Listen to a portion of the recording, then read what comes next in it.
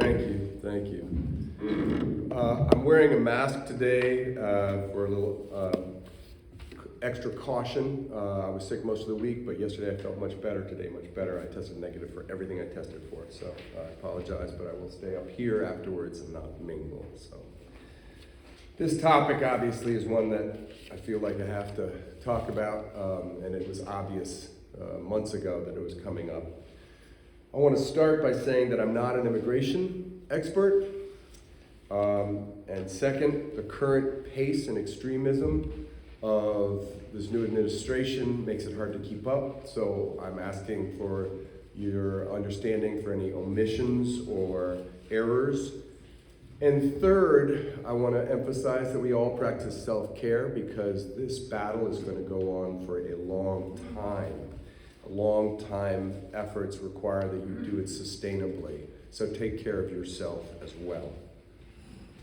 I'm going to focus today on two important points. The first is we need immigrants in this country.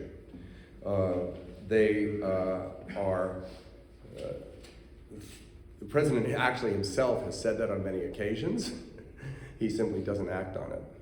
And secondly, we should defend immigrants in the United States, the overwhelming majority of which are trying to live constructive, responsible lives. That's just the ethical thing to do. Besides, nearly all of us are descendants from immigrants. The they is us. So how do immigrants contribute? Well, the New York Times declared on January 10th that immigrants are America's rocket fuel. Immigration policy, it explained, should treat immigrants not as targets for hate mongering, but as an investment in the nation's future. I mean, we'd be so much poorer without, this is just a short list, you can put your own favorites on: Andrew Carnegie, Albert Einstein, John Muir, Erik Erikson, Enrico Fermi, Kahlil Gibran, Isaac Asimov, Madeleine Albright, Ayn Lee, Yo-Yo Ma, so on and so forth. 142 of our immigrants have been awarded the Nobel Prizes. About a third of all the 420 Nobel Prizes awarded to Americans. 50% of Fortune 500 companies were founded by immigrants or their children. We desperately need immigrants to maintain our population. Catherine Miller Wilson, who spoke here 2 weeks ago of the Pennsylvania chapter of the Hebrew Immigrant Aid Society, points out what's mentioned regularly in the press: we have a staffing crisis in this country from coast to coast. Employers need more workers, which is why thousands of Salvadorians and Guatemalans fleeing civil wars and repression have been welcomed in Midwestern meat processing plants or North Carolina textile mills. New arrivals often take on a lot of what people call the dirty work, and they do so with dignity. In addition, immigrants pay taxes. They pay sales taxes on all of their purchases, but also the overwhelming majority pay income taxes, even if they don't have a social security number, because they can get a taxpayer identity number. And they use that number because it helps them get legal residency and citizenship. And those taxes pay for services that all of us enjoy. One case study is Houston.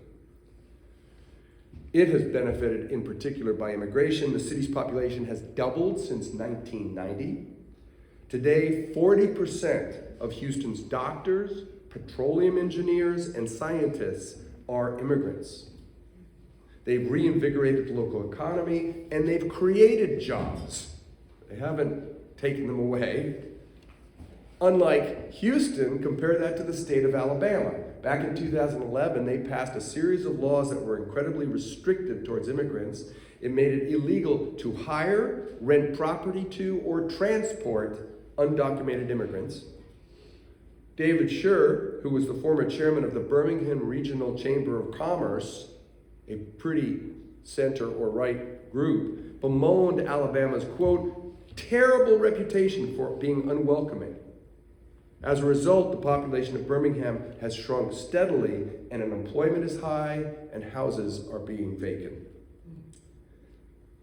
A similar dynamic is evident around the world as well. Japan's an example. They have a shrinking population, they have jobs unfilled, homes abandoned. In 2023, their Prime Minister, Minister Kishida, declared, quote, "Japan is standing on the verge of whether or not we can continue to function as a society. It's not generating sufficient income to care for its population." And that's also the case in Italy, Portugal, South Korea, Germany, Spain, and Russia. But America's favorite political pastime continues to be smear the immigrant. They're accused of being, quote, illegals, aliens, anchor babies. Migrant crime is a big slur. That's the most dangerous one, involving criminality. These accusations are both harmful and untrue. Studies show that immigrants commit fewer crimes than those born in the United States. They are less likely to be incarcerated for criminal offenses, and in most places where immigrant population is going up, crime is going down. That's a whole nother platform talk I could give. Why is that the case? But the distortions and the lies of the extremism on the right dominate the news. And back in 1916, I saw sort of rumbles of this, even in sort of centrist people. David Brooks, who I think is quite often very insightful, I think sometimes he's wrong, but he called immigrants, he said that immigrants are coming to this nation with, quote, a culture of criminality. That is such an ugly distortion, and it stokes misplaced anger. Now, this anger is made worse because our immigration system needs fundamental reform. We can't pretend that it doesn't. 3 areas need fixing: the laws, the enforcement, and the funding. Because the laws are outdated, the enforcement is haphazard, and the funding is not sufficient.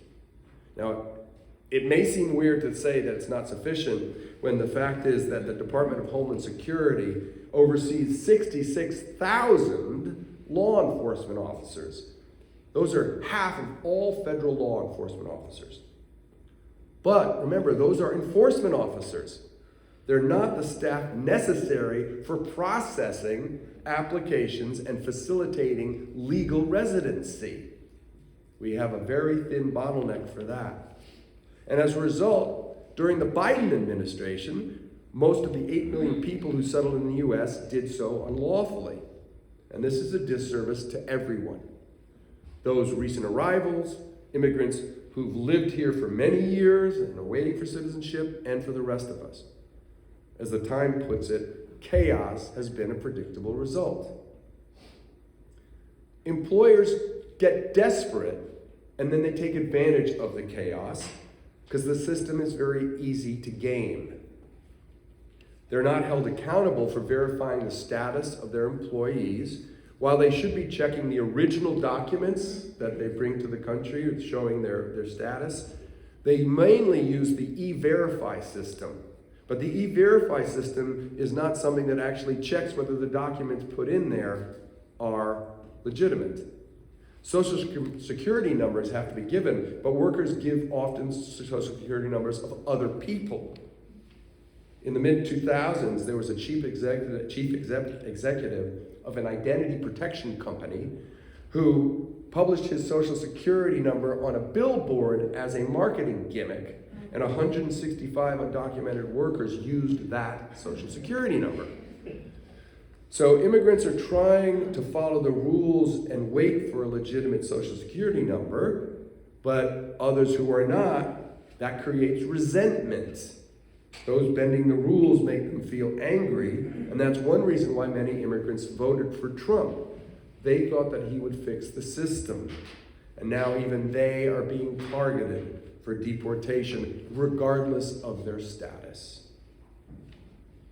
But many employers then take advantage of the chaos because they have workers who don't have appropriate documentation, and they're forced to work long hours for low pay in terrible conditions. And when they suffer wage theft or other types of abuses, They don't report it because they're afraid of being deported. So it becomes a caste system where many of these undocumented workers are the untouchables. Even if they had legal documentation, without citizenship, they can still be mistreated. Chief Justice Earl Warren wrote in 1958 that citizenship is man's basic right, for it is nothing less than the right to have rights. The Times concluded that, quote, we face a choice between perpetuating a society maintained by an underclass of unauthorized workers or moving closer to the democratic ideal of a nation of citizens, a nation in which all are equal before the law. Refugee policy should be determined by humanitarian criteria. I mean, immigration policy overall should be determined by national interests, but in both cases, immigration and refugees, it should be ethical and it should be humane. But that is not the case today.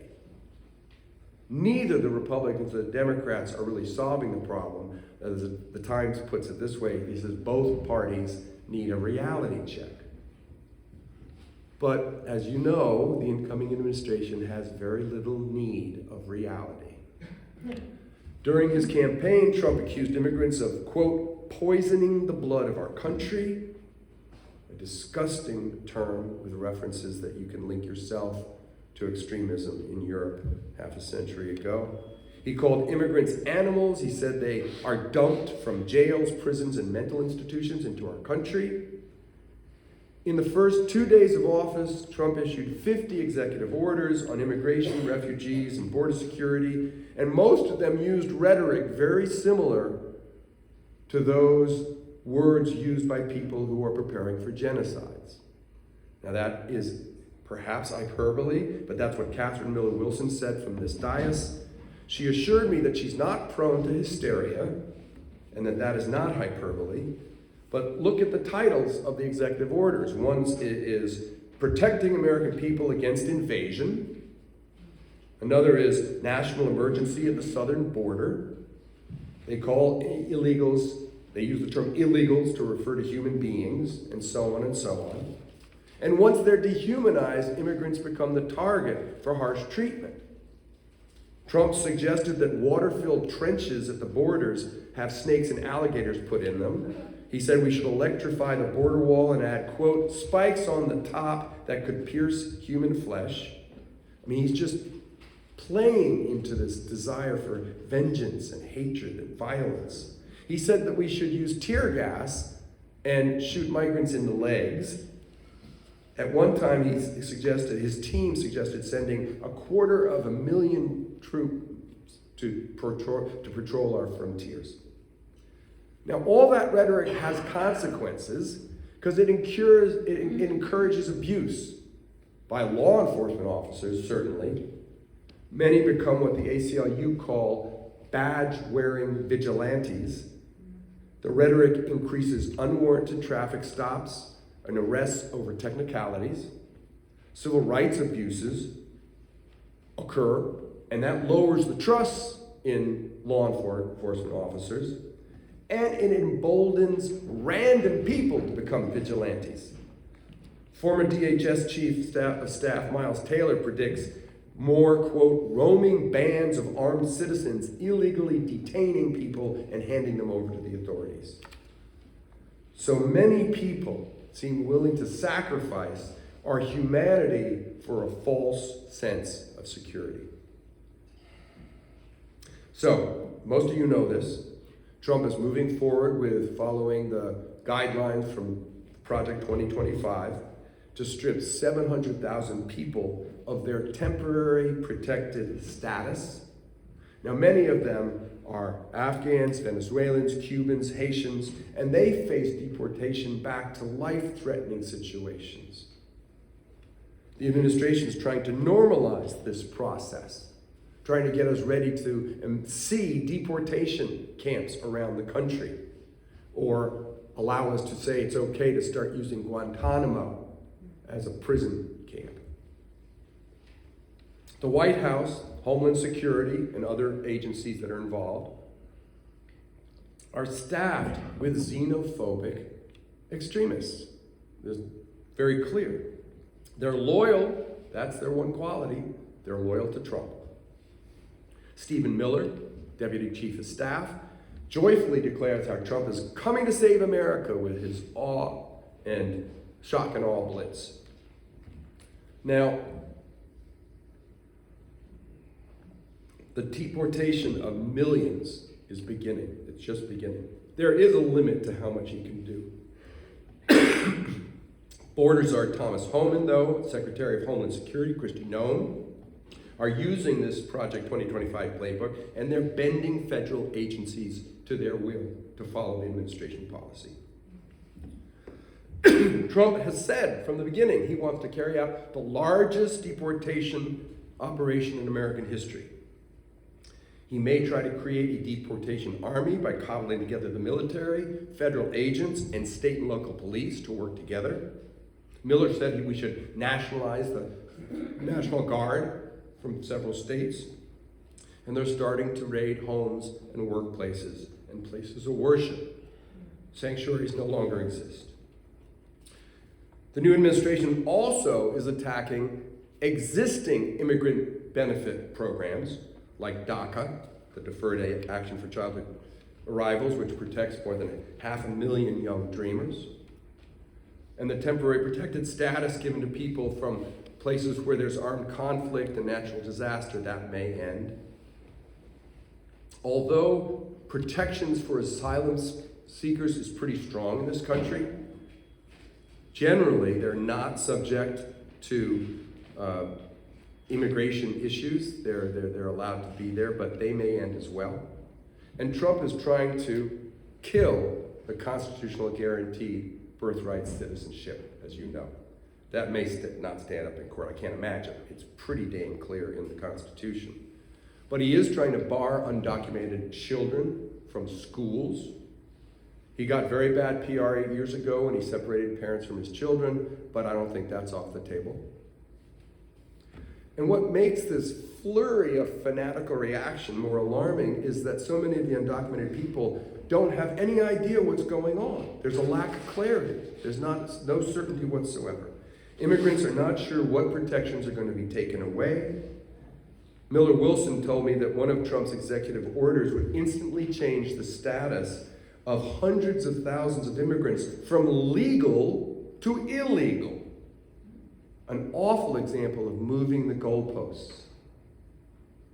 And the process of gaining citizenship is already so complex. For example, many undocumented immigrants have been in detention for years waiting for a court date for a hearing. And conditions in some of those detention centers are atrocious. ICE and other federal authorities often house detainees in local jails. Now, those outside of the country hoping to immigrate into the country face greater obstacles. Employment paths to legal entry are being curtailed. There's fewer permanent and temporary petitions being allowed. The administration will likely cut resources necessary to process immigration applications.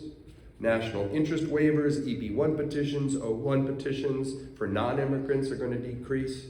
Even those with STEM degrees or in entrepreneurial abilities, like those people who founded Fortune 500 companies.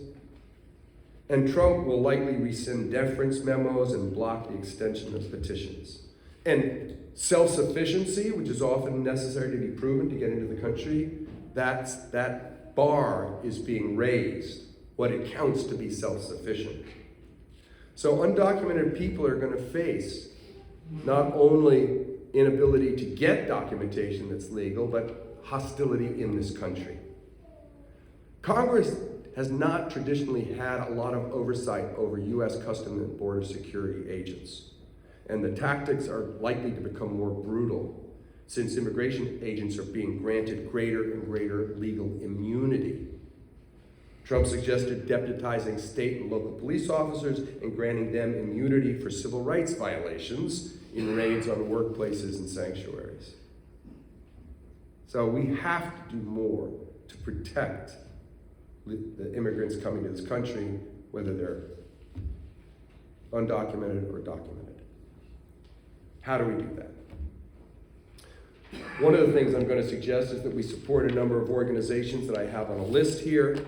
American Civil Liberties Union, American Immigrants Council, the National Council of La Raza, United We Dream, Catholic Legal Immigration Network, Immigrant Legal Resource Center, the Vera Institute of Justice, and the Hebrew Immigrant Aid Society.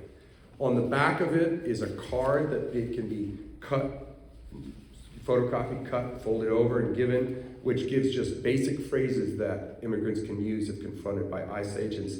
That is from the Immigrant Legal Resource Center. So those are up here, and I can email them to you if you let me know. These groups have been doing immense service for decades defending immigrants' rights. Nearly half of the immigrants in this country, by the way, are not subject to criminal prosecution. Those who let their visas lapse are simply overstaying, are subject to civil proceedings. But the authorities are not acting that way any longer. Many of these groups offer a wide range of legal defenses.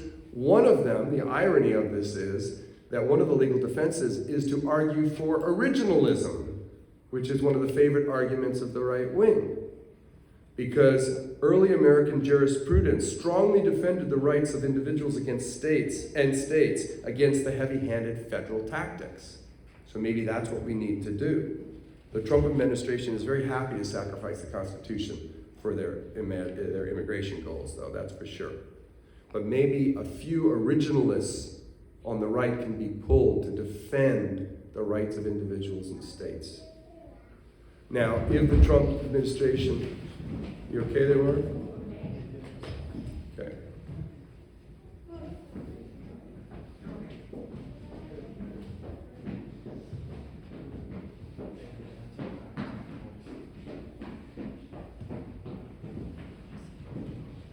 All good? Okay.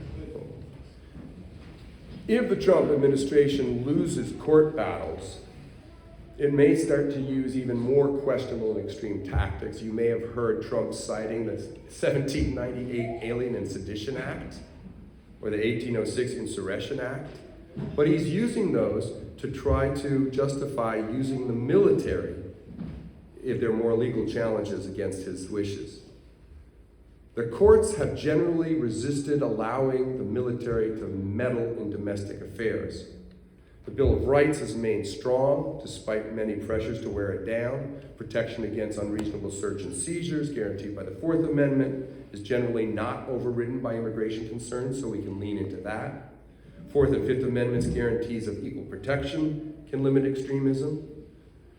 Because there's such eagerness, one of the things that can happen is that the administration may fall prey to racial profiling, and that can be used against them in a court. These violations were very common in dragnet-style raids, where you just go to areas where you see people who you think look like illegal immigrants. That's what Arizona Sheriff Joe Apara did years ago when he carried out his promise to go after illegals. And the Department of Justice found that he oversaw the worst pattern of racial profiling in U.S. history, and several convictions followed against him. Arpaio was just ignoring any of the laws around him. And in fact, he said, I'm not going to even protect these people, hoping that their situation would get so dire that they would, quote, self-deport. So that's another way that they're forcing it. But these rights can be used in a court of law. One of the other things that we need to do is to document and track abuses by U.S. Customs and Border Protection agents. This is leading to unlawful arrests, excessive force, surveillance of border communities, which is illegal. These abuses will be easier if the right to counsel is guaranteed to undocumented and documented immigrants. And that's especially important for first-time asylum appliers and children. They desperately need counsel. And lawyers can defend children's right to go to school. My daughter teaches in DC public schools, and she is seeing the fear in many of the Latino families that she teaches. They are being asked in some jurisdictions to pay for their public school, and they can't afford to pay for it. But the 1964 Civil Rights Act's equal access provision can be used to push back against that. And we can point to a 1982 ruling in Plyer versus Dole, which guarantees the right to education, whether you're documented or otherwise. Another way to limit deportation is to deny enforcement agencies financial resources. If the Democrats can win over just a few Republicans, they can use the power of the purse to limit how much money is available for the administration to do this overreach. ICE agents would find it much harder to carry out these huge raids if there's not financing available. And with some federal agencies, the administration can perhaps be so busy with other things that it won't see administrators reshuffling. For example, the State Department can reshuffle some people towards application of visa applications and immigration policies. That has to be done under the table, though. It's dangerous. Blue and purple states can increase the number of visa certifications given for trafficked individuals and exploited laborers and victims of other crimes. They can set maximum penalties for misdemeanors, because quite often a violation of a state law can trigger federal deportation hearings. So local jurisdictions can change that. They can also ban certain surveillance or access to records, like school records. States can expand partnership with groups offering legal representations, like that list that I have here. They can track and monitor them and document the abuses from racial profiling and illegal stops. And state legislators can let undocumented people get driver's licenses more easily, because that's one less thing that they can be found guilty for, driving without a valid license. So there are all these little ways to try to keep them off the radar. And governors of blue and purple states can assert their power through executive orders. Their state's attorney general can use guidance to law enforcement officers, and they can deny federal authorities access to state employee records. And governors can issue pardons to immigrants for state convictions that would also lessen the chance that they'd be deported. All of this is short-term. The long-term battle will continue. And a huge part of this is we have to improve our system. We have to clear out the backlog of cases of people to make it more humane. We need more immigration judges. We need more private service agencies. And that's going to be a hard sell in the next 4 years. But this is a long-term issue that we have to do.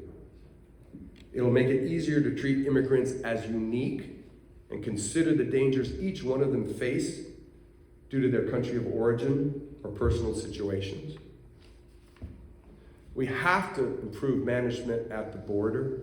We need more temporary shelters to humanely house immigrants trying to get into the country. We need more asylum hearings at points of entry so that they can be judged whether their life is in danger if they're sent back. Despite Trump's xenophobic rantings, most Americans want our nation to be compassionate to people who are arriving, especially those who are fleeing real danger. They don't want the borders to be a permanent war zone. A minority of Americans want that, and we have to force that narrative to be heard. And employers need to be held more accountable for their workers. They have to protect all of their workers. It'll be good for the businesses that do follow procedures so they don't feel unfairly competed against by those who keep an underclass of workers who are kept illegal and quiet and subservient. And the federal government could also cut back abuse by limiting classification of workers as independent contractors. That's a way that employers wash their hands of having to be responsible for their employees. They have to ethically manage their workforces. More than anything, the federal government has to improve and expand the path to legal immigration into this country. Most employers want that. The lie is that they're stealing our jobs. Employers, businesses, chambers of commerce are asking for employees to come in from outside the country. One of the things we could do is direct people to regions of the country where they're being welcomed. There are places in this country that desperately need workers, much more than anything. And those areas facilitate the integration of these new arrivals into their communities in healthy ways. There are stories like that all through the country that we should be telling. Let's highlight and defend the communities that have done this so well. I mean, even President Reagan, a conservative icon, once said, "I believe the idea of amnesty for those who have put down roots, even though they have entered here illegally." That wasn't that long ago. Reagan signed into law the 1986 Simpson-Rodino Act, allowing 3 million undocumented workers to gain legal status. But maybe the most important thing is to change the narrative over the long haul. The real dysfunction of the immigration system, which creates fertile ground for people to give lies and distortion, has to be fixed. But let's teach Americans the truth. We have to have positive public research to find out what people are really seeing, to understand why they have such misperceptions about immigration. That can help us craft effective messaging. Because right now, all we're having is the lies and distortion coming from one side that creates self-defeating and unethical policies. So we have to teach about what we've done in our history. Have to teach about how the 1882 Chinese Exclusion Act kept people out of this country who were family members of those who built the railroads and built the American West. And that was a tragedy. It was a violation of what we claimed on the base of the Statue of Liberty. We have to teach how the 1924 Immigration Act shut the door against Eastern Europeans. Harsh detention should not be our only option. The Supreme Court has ruled that everyone has a constitutional protection and a liberty interest against has a liberty interest in freedom from imprisonment. There are rights to people in this country who are not citizens that must be defended. We can encourage people to read books about immigrant experiences. Juan Gonzalez's 2012 Harvest of Empire, I recommend.